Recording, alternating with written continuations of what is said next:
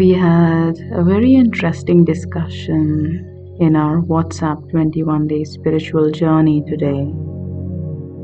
And I thought that the gist of it was worth sharing with everyone else.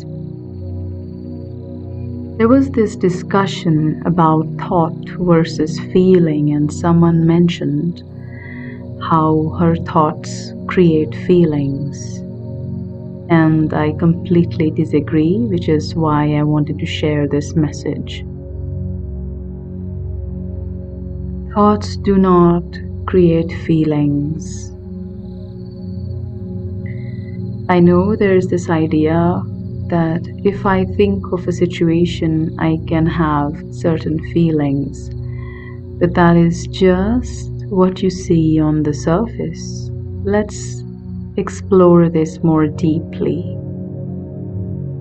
Just listen with an open mind.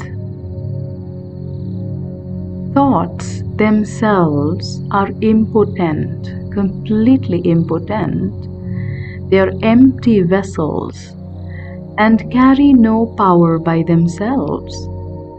This is why also in the law of attraction and in manifestation, the first thing they tell you that merely your thoughts have no power. Feel, how does this idea make you feel? And if you have powerful feelings, you will be able to manifest. Feelings are the creators. Feelings are emotions we carry within ourselves, and they are typically programmed reactions to situations and ideas, usually programmed over generations, usually programmed by the environment we grew up in. Typically, these are carried, adopted from each other. Now, thoughts can trigger feelings, but they cannot create them. Only if you already have a dormant emotion can it be evoked by thought. For instance, if I talk about imagining that you are resting your head on your mother's lap, that triggers an emotion within you. If you have had a good relationship with your mother, then it triggers feelings of joy, peace, comfort, and love. If you have or had a bad relationship with your mother, it can instead trigger feelings of anger, hurt, or loss. If you did not have much of a relationship, it will hardly trigger anything at all. Thoughts don't create feelings, thoughts trigger them, like I said. And on the other hand, feelings do create thoughts, not directly. Feelings trigger thoughts when we resist them. This is the key to effective meditation. If we practice simply being with our feelings, resting in our emotions, we will find that the mind is more empty.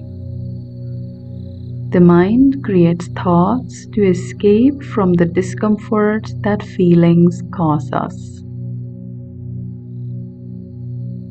For example, when we are angry, we are uncomfortable being angry, so we try to throw that anger away on another person. And the mind generates all kinds of ideas to facilitate this. There are thoughts of blame, memories of previous transgressions, theories about the why and the what of the situation. If we are accepting of the feeling itself, we are capable of seeing that we are angry and we are comfortable acknowledging that this is our emotion. It is a reaction, and our response to the person or situation is driven by logic and intuition rather than that aggravated emotion. And this is the only situation where feelings do not generate thought, and thoughts do not generate feelings. That is why it is a beautiful space of presence, like a disconnection from the past and the future that just is feeling, just calm action where the mind is being used as a tool for facilitating action rather than running around like an untamed horse with no goal or direction. The way out is merely to practice the acceptance of our feelings and taking ownership of our own feelings. If we blame people and situations for what we feel, then it is impossible for us to make any real progress.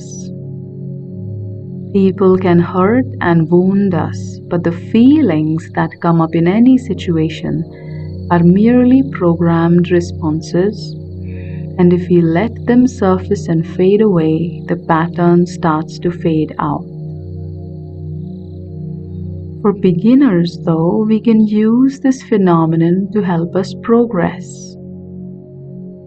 What do I mean? See, since discomfort with feelings create thought, we can create a loop between thoughts and feelings. If we think about our feelings by labeling them, then we have the situation where feelings are creating thoughts, and those thoughts are focused on the feelings, and then, and so on, the cycle goes into an infinite loop.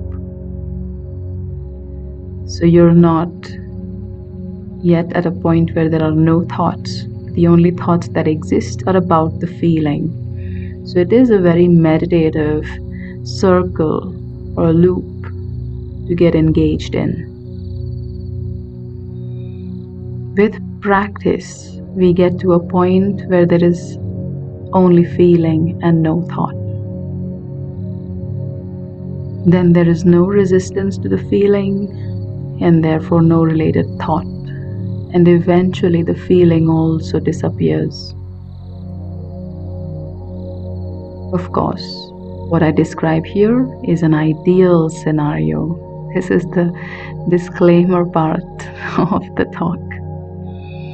With practice, we do get to a point where we get a lot less triggered than before.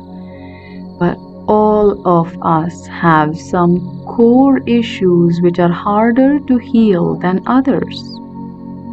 There will always be some feeling that we resist and therefore react to.